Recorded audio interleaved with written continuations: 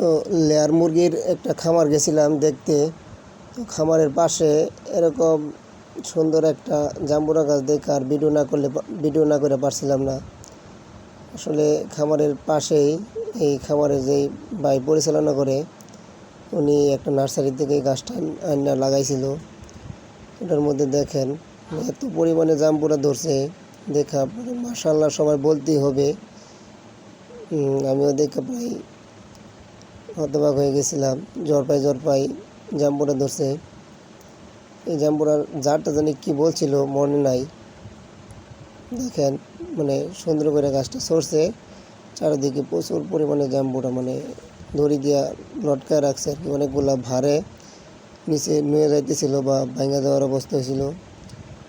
বেশিরভাগই আর কি ডালগুলা দড়ি দিয়ে বাঁধা রাখছে। মাশাআল্লাহ এত পরিমাণে আল্লাহ তাআলা দিলে এত পরিমাণ দিতে পারবে কল্পনার বাইরে।